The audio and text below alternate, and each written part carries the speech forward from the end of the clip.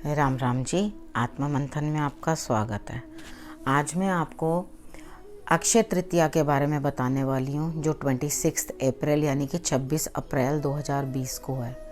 इस दिन सूर्य भी जो होते हैं वो उच्च होते हैं, चंद्रमा जो होते हैं वो भी उच्च होते हैं। ठीक है, सूर्य होते हैं मेष में और चंद्रमा होते हैं वृष में। तो वो अपनी अपनी राशि में उच्च बैठे हैं, तो ये एक अच्छा संयोग होता है स्टार्स का भी। तो इस वजह से जो ये दिन होता है ये बहुत ही शुभ है। अक्षय अपने नाम में ही पूर्ण अपना अर्थ बता रहा है। अक्षय का मतलब होता है ऐसा जिसका क्षय ना हो, यानी कि अंत ना हो, ख़त्म ना हो। इस दिन हम जो भी कार्य करेंगे वो बढ़ता जाता है। इसी वजह से लोग इस दिन सोना चांदी ये सब चीज़ें खरीदते हैं, ताकि हमें कभी भी किसी भी चीज़ की कमी ना हो, अभाव ना हो। यानी कि धन को एक तरह से गोल्ड जब लेते हैं तो उसे एक जगह पे जमा कर देते हैं। चांदी लेते हैं अपनी समर्थ अनुसार, जो लोग चांदी ले सकते हैं, जो बर्तन ले सकते हैं, जो चीज़ लेते हैं। जिस तरह हम लोग दिवाली पे करते हैं ना, लेने के लिए धनतेरस आता है, उसी तरीके के साथ इस दिन भी किया जाता है कि हम कुछ ना कुछ चीज़ें अपने लिए ख़रीदते हैं, ये मान्यता रखते हुए कि ये चीज़ हमेशा के लिए परमानेंट हो जाएगी और ये हमारे पास बढ़ती चली जाएगी, इसकी हमें कमी नहीं होगी। यानी कि अपने जितना हमारे पास है बैंक बैलेंस, उसको हम और इंक्रीज़ करने की तरफ बढ़ते हैं और उपाय करते हैं। इस दिन विवाह वगैरह भी करें या कोई संबंध इस तरह का बनाते हैं जो आगे जाके, यानी कि रिश्ता करते हैं जो आगे जाके विवाह में परिवर्तित होना हो, तो उस संबंध के लिए भी ये दिन बहुत अच्छा होता है। तो आप ये चीज़ सोचें कि इस दिन हम जो भी काम करेंगे, अब ये सोचिए अच्छा भी और बुरा भी। अगर आप बुरा काम भी कर रहे हैं तो वो भी ख़त्म होने वाला नहीं है। तो आप किसी के लिए कोई गलत काम ना करें, कुछ बुरा ना करें, तो ये भी सेम वैसे ही रहने वाला है। अब आज देश काल परिस्थिति ये है कि कोई भी स्वर्ण खरीद नहीं सक रहा, कोई भी कुछ भी चीज़ एक्सपेंसिव चीज़ें ले नहीं पा रहा, सब लोग लॉकडाउन में है, घर में है। लेकिन नवरात्र भी आए थे तब हम लॉकडाउन में थे, तो मैंने अपनी साइड से ज़रूर अच्छे अच्छे कपड़े पहने थे कि मुझे अच्छा लगे कि नवरात्र हैं, एक फ़्रेश फील आए अंदर से। तो आप भी ऐसा ही करें, लक्ष्मी नारायण की पूजा करें, अच्छे अच्छे कपड़े पहनें, कुछ मीठा घर में बना लें जो आपसे खुशी से बन पाए। यानी कि अगर आपने खीर बनानी है, वैसे खीर बना लें तो बहुत ही अच्छा है। ठीक है, और उसके अंदर थोड़ा सा आप गुड़ भी डाल देंगे तो और भी बढ़िया, क्योंकि कल संडे भी है। तो अब वैसे तो अक्षय तृतीया पे जब आप पूजन करेंगे तो लक्ष्मी और विष्णु जी की पूजा होती है, तो साथ में हम लोग तुलसी दल भी उनको अर्पण करते हैं। लेकिन कल संडे है, तो संडे होने की वजह से हम तुलसी को भी नहीं छेड़ेंगे, ना उनको तोड़ेंगे। ठीक है, हम आज के दिन ही शाम को ही तुलसी को प्रणाम कर लेंगे। जो आज 25 तारीख है, सैटरडे को ही उनको दिया दिखा देंगे और उनको आज ही हम प्रणाम कर लेंगे। कल हम तुलसी का प्रयोग किसी भी चीज़ में नहीं करेंगे। ठीक है, उसके बाद अगला हमने क्या करना है कि आपने लक्ष्मी और क्या कहते हैं विष्णु जी की फ़ोटो लेकर, आपके पास पिक्चर हो ना हो तो आप वो दिवाली वाला जो सिक्का पड़ा होता है चांदी का, आप वो भी ले सकते हैं। कुछ लोग होते हैं वो लोग लॉकर में रखाते हैं, घर पे नहीं होता, पड़ा हुआ नहीं है, तो कोई भी प्रॉब्लम नहीं है। आप एक पिक्चर का प्रिंट आउट कोई निकाल लेना जिसमें विष्णु जी और लक्ष्मी जी एक साथ बैठे हुए हों, तो उनका प्रिंट आउट निकाल के आप उनको ही भोग लगवा देना और उनको ही आप सामग्री अर्पण कर देना। अब आपने अपने लिए राशन लेना ज़रूर। ठीक है, क्योंकि हर कोई इंसान तो गोल्ड नहीं ले सकता। मैं शुरू से जो लोग मेरे साथ कनेक्टेड है, मैं उन सबको ये चीज़ हमेशा बताती हूँ कि आप हर कोई समर्थ नहीं है इतना जो गोल्ड खरीद सके या सिल्वर खरीद सके या हर बार खरीद सके। तो आपको घबराने की कोई बात नहीं है। कोई भी त्यौहार ऐसा नहीं है जो स्पेशल किसी और कैटेगरी के लिए, जो लोग ले सकते हैं या नहीं ले सकते। आप इस त्यौहार की खुशी को इस तरह से भी अनुभव कर सकते हैं। मैंने दीपावली की वीडियोज़ में भी आपको बताया था कि लक्ष्मी लक्ष्मी जी को आपने क्या चीज़ देनी है, क्या चीज़ भेंट करनी है। आपने एक काम करना है, एक प्लेन पेपर लेना है वाइट कलर का जिसमें कोई भी लाइन ना हो।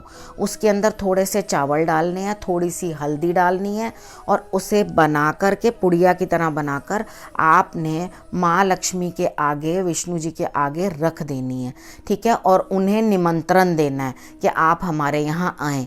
तो जब हम, ये कहावत भी तो है ना, क्या हमने तुझे पीले चावल दिए थे, तुम क्यों आए हमारे घर में, मैंने आगे भी बताई थी ये चीज़। तो वो पीले चावल यानी हल्दी और चावल जो मिक्स करके भगवान को देने होते हैं, विष्णु जी और लक्ष्मी जी को देने होते हैं, वो अपने आप में ही उनको निमंत्रण देना होता है कि आप हमें आएँ। पहले ज़माने में जब जागरण वगैरह भी होते थे तो इसको कहते थे कि किसी को आपने वचन आपने उनसे ले लिया, यानी कि जब पीले चावल दे दिए जाते थे तो वो आपको किसी भी हालत में इनकार नहीं कर सकते थे। उन्हें वो जागरण करना ही होता था, उन्हें वो काम करना ही होता था, कार्य करना ही पड़ता था। तो इस कारण से समझ लो भक्त के वश में हैं भगवान, तो आपने उनको निवेदन करना है कि वो आपके यहाँ ज़रूर आएँ और वो ज़रूर आएंगे। आप भोग में जो आपके घर में अवेलेबिलिटी है, आप थोड़े से चावल से खीर बना लो, मखाने हैं आपके पास तो आप उसकी खीर बना लो, अगर आपके पास स्वांग के चावल पड़े हुए हैं तो आप उसकी भी खीर बना सकते हैं, ठीक है। किसी भी चीज़ के लिए ये मत सोचना ये नहीं है वो नहीं है मैं कैसे करूं, आप ऐसे करके भी आप कर सकते हैं, कोई भी प्रॉब्लम नहीं है। अब स्टार्टिंग आप सुबह करना सूर्य आराधना से, क्योंकि कल संडे का दिन भी है। तो आपने, मैं मंत्र जो हैं आपको सारे के सारे जो सूर्य के लिए बोलने वाला है वो भी मैं आपको डिस्क्रिप्शन बॉक्स में आप चेक कर लेना, तो मैं उसमें आपको मंत्र लिख के दे दूँगी कि जो जो आपने सूर्य के टाइम पे बोलना है तो आपने वो मंत्र बोलना है। उसके बाद आपने जो बाद में मंत्र बोलना है वो भी मैं आपको लिख के दे दूँगी। और उसके बाद आप श्री सूक्तम का पाठ करो, ठीक है। आप विष्णु सहस्त्र नाम का पाठ कर लो, आप कोई भी पाठ कर लो। तो आप उसके बाद जो लक्ष्मी जी से रिलेटेड है वो मंत्र भी आप बोल दो, तो वो भी आपके लिए बहुत ही अच्छे हैं, कोई प्रॉब्लम नहीं है। आप थोड़ा सा भी पाठ करोगे, आप 108 भी पाठ कर सकते हो, जितने आपकी श्रद्धा बनती है। आप दुर्गा स्तुति भी कर सकते हो, अगर आपको और कुछ नहीं में आता है तो आप दुर्गा स्तुति भी कर सकते हो। कि आपको श्री सूक्तम का पाठ पढ़ना नहीं आता, आप कर नहीं पाते, तो श्री सूक्त का पाठ ना कर सको तो आप ये कर लो, ठीक है। ओम नारायण नमो नमः ये जाप आप कर लो, अगर आपको नहीं आता है तो आप इतना सा जाप भी करोगे तो वो भी आपके लिए बहुत बढ़िया रहेगा। अब 3 जयंतियाँ मनाई जाती हैं इस दिन। एक तो परशुराम जी की जो हमने 25 को ही कर ली है, तो उनकी जयंती मनाई जाती है। हयग्रीव के नर नारायण का रूप जो है इसी दिन, सारा त्रेता युग की शुरुआत भी इसी दिन हुई थी। तो ये सब का भी जो आना था धरती के ऊपर वो इसी दिन पे हुआ था। तो आप ये चीज़ सोचें कि कितनी सारी, कम से कम 3 जयंतियाँ तो हैं ही हैं। तो आपने इनको भोग के रूप में परशुराम जी को आपने ककड़ी अगर मिल जाए अवेलेबल हो, नहीं तो आप इमेजिन कर लेना अपने हाथ के ऊपर कि हम ये भेंट दे रहे हैं, ठीक है। उसी तरह से आपने माँ लक्ष्मी को भी अगर कमल का फूल देना है तो इस टाइम तो कहीं से मिलेगा नहीं कमल का फूल। आप अपने हाथों पे दोनों हाथ ऐसे रखें, इमेजिन करें, जो भाव की बनाई हुई चीज़ होती है वो सबसे ज़्यादा प्रिय है भगवान को, और कुछ भी प्रिय नहीं है। तो आप उनको वो उस तरह से दे सकते हैं। अब हम बात करते हैं कि आपने नारायण जी को क्या देना है। आपने उनको सत्तू बना देना है, सत्तू गेहूं का हो चाहे जौ का हो, दोनों में से कोई भी आप उनको सत्तू बनाकर आप उनको सत्तू का भोग लगवा दें। और हयग्रीव जी को आपने क्या देना है, हयग्रीव जी के लिए आपने भीगी हुई चने की थोड़ी सी दाल है वो भोग आप उनको दे सकते हैं। तो आप तीनों जो हैं ये इस तरह से करके आप तीनों लोगों को भोग लगा सकते हैं, उनको दे सकते हैं और अपनी पूजा पाठ जो आप कंप्लीट कर सकते हैं। आपने पूजा जो है अपनी 1:22 तक कंप्लीट कर लेनी है। और बाकी अगर फिर भी आपकी श्रद्धा है कि आप कुछ खरीदें, आप पितरों के निमित्त भी कुछ ब्राह्मण भोज भी करवाएं, गंगा जल से स्नान भी करें।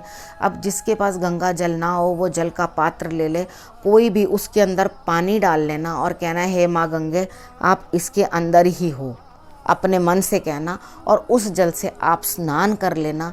क्योंकि इस समय तो अगर गंगा जल भी आपके घर में अवेलेबल नहीं है तो आप उस समस्या का भी समाधान ऐसे कर सकते हैं। जब आप गंगा जल डालकर पानी में स्नान करोगे तो आपको वैसा ही फल मिलेगा जो आप गंगा स्नान करते। तो इस समय पे स्नान, जप, सब इन चीज़ों का दान, बहुत अक्षय फल मिलता है। वो आपके लिए भगवान जी जो हैं वो बढ़ा देते हैं, आपको किसी न किसी रूप में उसका फल ज़रूर मिलता है। तो इस समय में बहुत सारे लोग जो हैं वो ज़रूरतमंद हैं, जिन्हें शायद अन्न की कमी महसूस हो रही है। तो आप इस समय का दान जो है समय के अनुसार अन्न देकर किसी को, या सूखा या उनको बना हुआ, जो आपकी श्रद्धा है, जिस तरह से आपको ठीक लगे, आपके मन को ठीक लगे। क्योंकि दान भाव से, पूजा भाव से, भक्ति भाव से होती है और किसी चीज़ से नहीं होती। मैं 10 चीज़ों की आपको लिस्ट बना दूं, आपको वो अवेलेबल ही नहीं है तो आप किस तरह से करोगे। तो आपने ज़रूर कुछ ना कुछ दान करना है, क्योंकि ब्राह्मण भोजन तो इस समय आप करा नहीं सकते। पितरों के निमित्त आप थोड़ा सा, दोपहर हो जाए, 11-12 बज जाएं, तो आप थोड़ा सा जल लेके लोटे के अंदर, सुबह सूर्य को जल चढ़ा लिया तो आप उसके अंदर थोड़े से तिल डाल देना। तिल डाल के आप साउथ डायरेक्शन को फेस करते हुए ओम पितृ देवाय नमः, बस इतना बोल देना, सफिशेंट है। और उनके नाम का, और आप वैसे ही कुछ ना कुछ आटा, चावल, जो आपसे श्रद्धा से बन पड़े वो आप दान कर सकते हैं। ठीक है, जो आपकी समर्थ है। एक को सपोर्ट कर सकते हो, 2 को कर सकते हो, उससे ज़्यादा कर सकते हो। अपनी श्रद्धा, अपनी भक्ति के अनुसार और अपनी समर्थ के अनुसार दान भी सुहाता है, तो आप वैसे ही करना। अब इसी के साथ मैं ये वीडियो जो है यहीं समाप्त करती हूँ। तो अब मैं नए टॉपिक के साथ आपके पास फिर से आऊँगी। नमस्कार।